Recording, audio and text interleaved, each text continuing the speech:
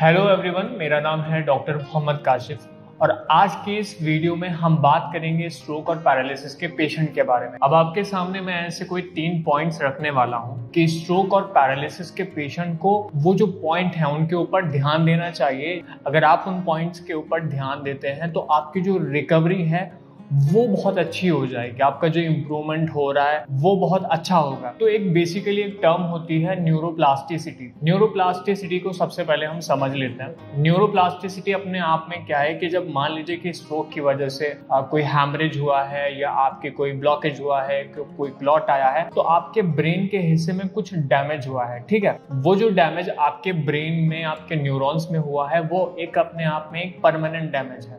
तो उसके बाद क्या होता है कि एक प्रोसेस शुरू होता है हीलिंग का, बेसिकली रीवायरिंग का। आपके ब्रेन में एक प्रोसेस शुरू होता है जिसको हम कहते हैं न्यूरोप्लास्टिसिटी। तो न्यूरोप्लास्टिसिटी के प्रोसेस में क्या होता है कि मान लिया कि वो जो हिस्सा था जो डैमेज हो गया, उसके जो फंक्शन थे वो दूसरे हिस्से दोबारा से रीलर्न करना शुरू कर देते हैं। मतलब होता है कि दोबारा से सीखना शुरू कर देते हैं, हमारे ब्रेन में दोबारा से रीवायरिंग होने लगती है।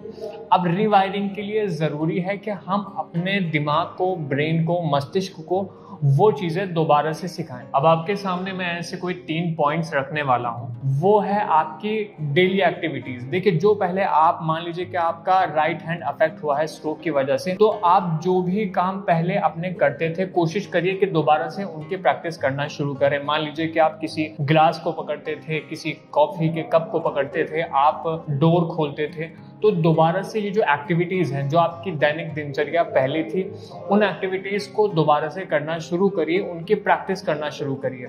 मान लीजिए आपका हाथ ऐसे बहुत ज़्यादा स्टिफ रहता है, इस पोजीशन में रहता है, एल्बो आपकी इस पोजीशन में रहती है, तो अपने दूसरे हाथ के ज़रिए चीज़ों को ग्रास्प करने की यानी पकड़ने की कोशिश करिए।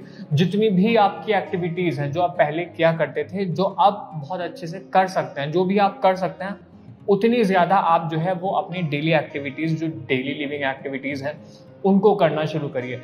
मान लीजिए आपके किचन में जो चीज़ें मौजूद हैं, स्पून हैं, आपके कप्स हैं, आपके ग्लास हैं, प्लेट्स हैं, आप उनको पकड़ सकते हैं और उनको उनकी जगह पर रख सकते हैं। इससे क्या होगा कि आपके ब्रेन में चीज़ों के लिए, एक्टिविटीज़ के लिए दोबारा से रीवायरिंग हो रही है, आपके दोबारा से कनेक्शन बिल्ड हो रहे हैं, आपके ब्रेन में न्यूरॉन्स दोबारा से जो है आपकी चीज़ों को रिलर्न कर रहे हैं, स्ट्रक्चरल ऐसे आपके ब्रेन में चेंजेस हो रहे हैं। तो उन चेंजेस के लिए, उन न्यूरोप्लास्टिसिटी के प्रोसेस के लिए ज़रूरी है कि आप उन फंक्शंस को दोबारा से उन एक्टिविटीज़ को करना शुरू करें जो भी आप करते थे।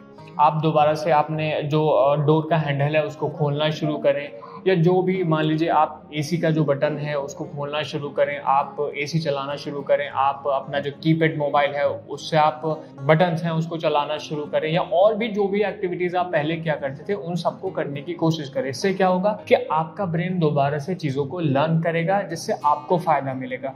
मकसद यही है बताने का कि आपके ब्रेन को दोबारा से चीज़ें लर्न होनी चाहिए। न्यूरोप्लास्टिसिटी का प्रोसेस तभी अच्छा होता है। तो कोशिश करिए जो भी एक्टिविटीज़ हैं आपकी डेली लिविंग की, उन्हें दोबारा से अपनी ज़िंदगी में शामिल करिए और अपनी अफेक्टेड साइड से चीज़ों को करना शुरू करिए। दूसरा जो पॉइंट है व्यूवर, वो है मेंटल प्रैक्टिस। देखिए, मेंटल प्रैक्टिस का यहाँ जो मकसद है आपको बताने का, वो सिर्फ इतना है कि जब आप चीज़ों को इमेजिन करेंगे कि एक्चुअली में मान लीजिए कि आपका जो है वो राइट साइड अफेक्ट हुआ है स्ट्रोक की वजह से, हैमरेज की वजह से, तो आपको बेसिकली क्या करना है, हमने क्या कहा कि हम न्यूरोप्लास्टिसिटी के प्रोसेस की बात कर रहे हैं। तो न्यूरोप्लास्टिसिटी के प्रोसेस में आपका इमेजिनेशन करना भी ज़रूरी है। इमेजिनेशन का मतलब कि मान लीजिए आप चेयर के ऊपर इस तरह से बैठे हैं या लेटे हैं, तो आप जस्ट इमेजिन करिए कि मैं अपने जो आपका हाथ ख़राब हुआ है, जिसमें हेमिप्लीजिया हुआ है, बहुत ज़्यादा हाथ आपका उठ नहीं पा रहा है या बहुत ज़्यादा कमज़ोर हो गया है, तो आप कोशिश करेंगे कि आप सोच रहे होंगे, आप चीज़ों को इमेजिन कर रहे होंगे, एजम्पशंस में ऐसे लेके जाएंगे कि मैं अपने हाथ से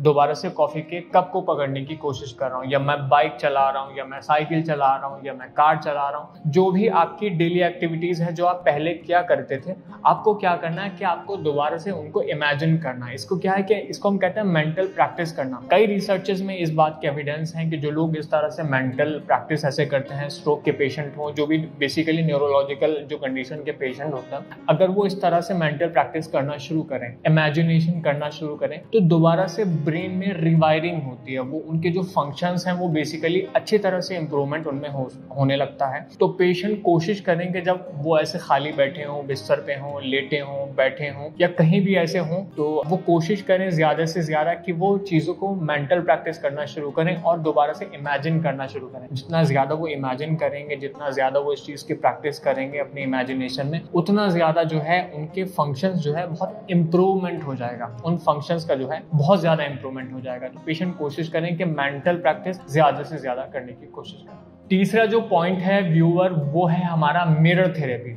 देखिए, मिरर थेरेपी में बेसिकली आपको क्या करना है, बात वही है कि आपको न्यूरोप्लास्टिसिटी के प्रोसेस को बेसिकली एक तरह से, जो प्रोसेस मैं बार बार आपको बता रहा हूँ कि आपको रिवायरिंग करनी है, आपको दोबारा से फंक्शंस को रिलर्न करना है, अपने आप को रीएजुकेट करना है, अपने ब्रेन को दोबारा से रीएजुकेट करना है। तो इसमें क्या है कि आपको मिरर थेरेपी के जरिए, कुछ हमारे पास ऑलरेडी हमने वीडियोज बनाए हैं, लिंक्स आपको दिए जा रहे हैं, तो उसमें आप देख सकते हैं कि आपको मिरर के सामने खड़े होना है या बैठना है, आपको वॉकिंग की प्रैक्टिस करनी है।